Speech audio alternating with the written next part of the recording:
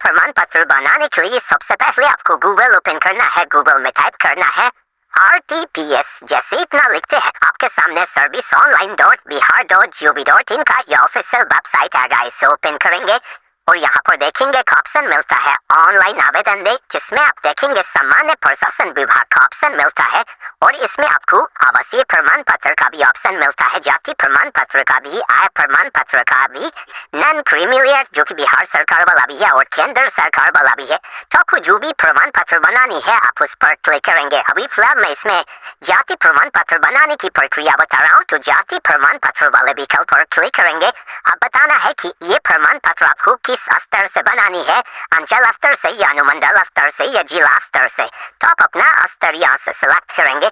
जैसे ही आप यहाँ पर चयन करते हैं तो फिर आपके सामने यह फॉर्म खुलता है, जिसमें सबसे पहले आप अपना जेंडर बताएंगे, लड़का है तो पुरुष, महिला है तो स्त्री को चुनेंगे। अगर आपका कोई अभिवादन है तो लगाए, नहीं तो कोई अभिवादन नहीं को चुनेंगे। आपका जो भी नाम होगा यहाँ पर इंग्लिश में लिखेंगे। जैसे मान लीजिए मेरा नाम राहुल है, मैं राहुल लिखा और यहाँ पर देखिए स्पेस या सही दिया तो हिंदी में आ जाएगा। अगर कोई गलती होती हिंदी में तो इसको आप सुधार भी कर सकते हैं। फिर पिता का जो भी नाम है आप लिखेंगे तो यहाँ पर हिंदी में आएगा। माता जी का नाम लिखेंगे तो हिंदी में आ जाएगा। फिर यहाँ पर क्या है कि कोई महिला है अपने हस्बैंड का नाम देना चाहेगी तो अपने हस्बैंड का नाम देंगे, तो हस्बैंड का नाम भी हिंदी में आपको देखने को मिलता है। उसके बाद यहाँ पर देखेंगे आपसे बोला गया कि आप अपना मोबाइल नंबर दीजिए। ये मोबाइल नंबर जब देते हैं तो जब भी प्रमाण पत्र बन जाता है तो उस पर भी आपको मैसेज चला जाता है, लिंक भी भेज दिया जाता है। तो वही नंबर दे जो आपके पास हो। ईमेल आईडी के केस में भी वही है कि जब बन जाएगा तो ईमेल पर सर्टिफिकेट डिलीवर हो जाता है, तो आप अपना ईमेल आईडी देंगे। अब यहाँ पर आपको एड्रेस बतानी है, जिसमें परमानेंट एड्रेस पूछा क्या था। जो भी आपका राज्य होगा राज्य को चयन करेंगे, जो भी आपका जिला होगा जिला को आप यहाँ से चयन करेंगे, जो भी आपका अनुमंडल होगा आप अपना अनुमंडल को यहाँ से चयन करेंगे और जो भी आपका ब्लॉक होगा ब्लॉक को आप यहाँ से चयन करेंगे। जब इतना चयन करते हैं तो उसके बाद आपसे पूछता है कि आप जो बिलोंग करते हैं वो ग्राम पंचायत में आता है या नगर निगम में आता है या नगर परिषद में आता है या नगर पंचायत में आता है। वो जानकारी आपको यहाँ से सिलेक्ट करनी है। फिर जो भी आपका वार्ड नंबर है बताना है, पंचायत का नाम यहाँ से चुनेंगे, अपना गांव का नाम देंगे, पोस्ट ऑफिस चुनेंगे, जो भी थाना है आप थाना को चुनेंगे और आपका जो भी पिन कोड है वो पिन कोड बताएंगे। अगर आपका जो है ये प्रेजेंट एड्रेस और परमानेंट एड्रेस दोनों समान है तो इस चेक बॉक्स पे टिक करेंगे, ये दोनों फिल होगा। अब आपको नीचे आना है। यहाँ पर क्या है कि अपना पासपोर्ट साइज का फोटो आपको अपलोड करना होगा। जो भी फोटो है उससे अपलोड करेंगे। फिर पैसा पूछता है कि आप क्या करते हैं, आप उससे बताएंगे।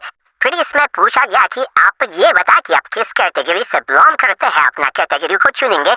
उसके बाद यहाँ पर आपका जो भी जाति का नाम है देखने को मिलता है। आप जिस भी जाति से बिलोंग करते हैं उससे चयन करेंगे। आपका उपजाति जो भी है उससे आप चयन करेंगे। फिर नीचे आएंगे। उसके बाद जो कैप्चा कोड आपको मिल रहा है उससे फिल करना है और प्रोसीड वाले विकल्प पर क्लिक करना है। उसके बाद आपके सामने फॉर्म का प्रीव्यू आता है। इसमें अपनी तमाम जानकारी को देखे, कोई जानकारी गलत है तो उससे अभी आप सुधार कर सकते हैं। जानकारी सही है तो ऑप्शन मिलता है अटैच इन रप्चर का, जिस पर क्लिक करना है। डिटेल गलत है तो एडिट भी आप कर सकते हैं या कैंसिल भी कर दोबारा से भी फॉर्म को फिल कर सकते हैं। मेरा सारा जानकारी सही है, मैं अटैच इन रप्चर पर क्लिक करूंगा।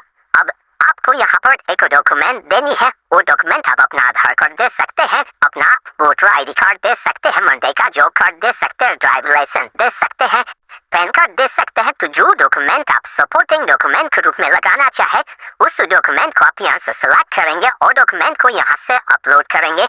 ध्यान रखेंगे अगर आधार कार्ड लगाते हैं तो आधार कार्ड का आगे और पीछे वाला दोनों होना चाहिए एक ही पेज में। ये विशेष रूप से ध्यान रखना है। तो उसको अपलोड कर सेव इन रप्चर पर क्लिक करना है।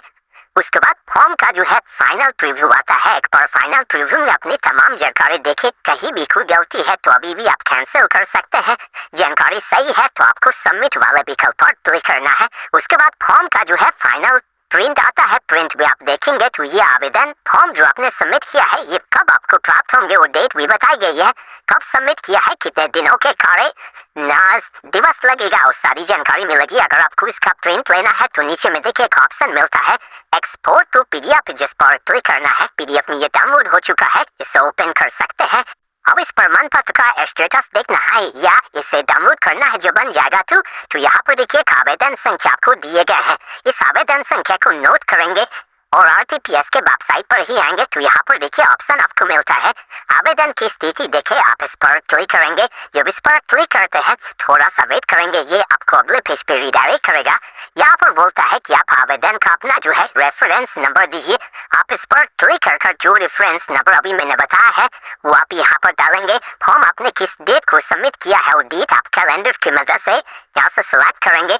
उसके बाद ये कैप्चा कोड को डालकर आप सबमिट करेंगे। अब यहाँ पर आपसे पूछता है कि ये जो डॉक्यूमेंट है इसको आप देखना चाहते हैं और डाउनलोड करना चाहते हैं तो आप इस कर पहले सबमिट करेंगे। तो यहाँ पर मैं देख रहा हूँ कि इस कर सबमिट नहीं हो रहा, तो मैं यहाँ पर नो कर सबमिट करता हूँ तो यहाँ पर सबमिट हो जा रहा है। अब सबमिट होने के बाद यहाँ पर देखिए बताया जाएगा कि आपका जो आवेदन है उसका स्टेटस क्या है। देखिए यहाँ पर क्लियर हो चुका है कि ये आवेदन जो है आपका कंप्लीट था, लेकिन अभी क्या है कि आपका आवेदन बन चुका होगा तो नीचे में क्या है कि डिलीवर आपको देखने को मिलेगा। तो डिलीवर अगर दिख रहा तो इसका मतलब सर्टिफिकेट आपका ऑलरेडी बन चुका है। अगर आप